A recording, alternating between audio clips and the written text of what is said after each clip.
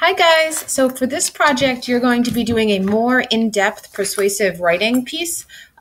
You get to choose your own topic and you get to choose if you're for it or against it, so that's exciting. You can use the AskRI database again if you need to use that, or if you want to do your own research, you can do that as well. You're just going to have to tell me all of the sources that you used. So to help you guys through this, I've given you two different things. You have your rubric, but you also have a graphic organizer. So your graphic organizer looks like this. I've filled this one in to give you an example, so we'll go through it together. So to start with, you'd go to AskRI and go down to point of view. And then you get to choose whatever topic you want. For my demonstration, I chose shopping on Black Friday. You guys are not going to be allowed to use that one since I've already used it. So we'll go in.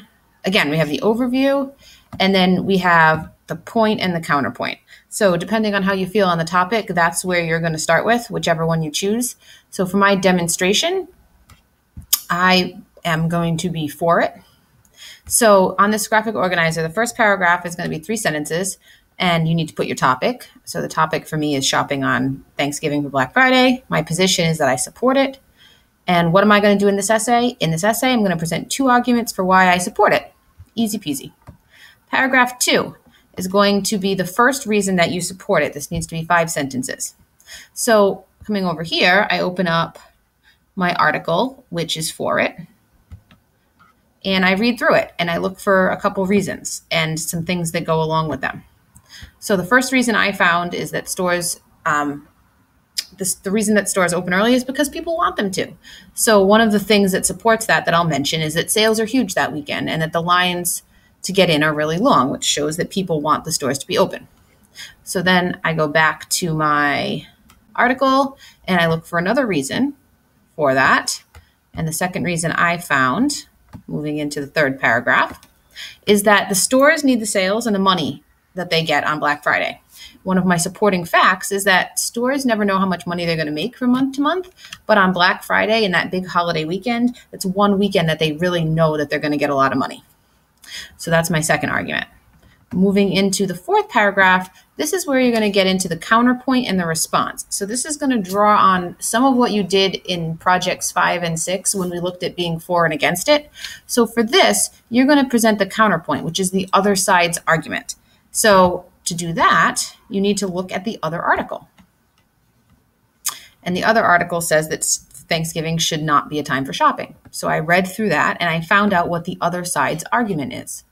And the one I'm going to use is that the other side's argument is that holiday time should be for family, not shopping.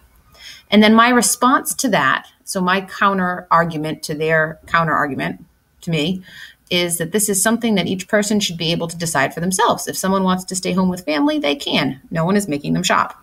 So when you're writing a persuasive piece, you need to present your points, and then you take one of the other side's points and present it, and then you shoot it down, basically.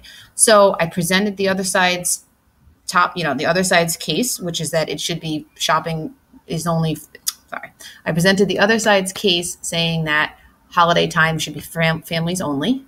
And then I went against it and I said, I disproved it. And I said, well, that's not the case. That's something people should be able to decide for themselves. So then in conclusion, you're going to restate what your topic is. So in conclusion, I'm all for shopping on Thanksgiving. My position is I feel this way because it's a great time to get some sales, both for me and for the stores. And my concluding thought or argument is that just because some people can shop doesn't mean that everyone has to. If you want to stay home with your family, you can, but that doesn't mean that no one should be able to shop. So I put this graphic organizer to try and help you guys organize your writing a little bit. The other important part down here is sources used. For this one, you should have a minimum of 2, because you need to find sources for it and against it so that you can make your argument and your counter argument. So if you want, you can just copy and paste the links and then at the very end use the citation machine to make the MLA citations. Or if you want to make the MLA citations as you go and then just paste the citations, you can do that.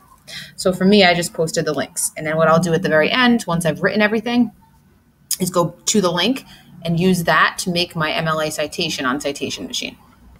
So that is your graphic organizer just to help you. And then your rubric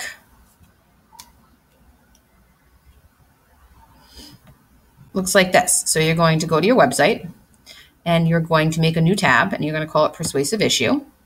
And then just like we did in the graphic organizer, you're going to have your first paragraph as an introduction with your position. Second paragraph has your reason in support of it. Third paragraph has your second reason in support of it. Fourth is that counter argument. So you're going to present what the argument against your side is, and then you're going to refute that and give why you think you're right. And then fifth paragraph is a conclusion, just 3 sentences. You're going to make sure that you have MLI citations for the websites that you used. And then the last part, to make this a little bit more interesting, is you're going to do a presentation. So you can either do a Prezi or a Google slide show. You need to have your 2 arguments. You need to have your opposing view and your counter argument.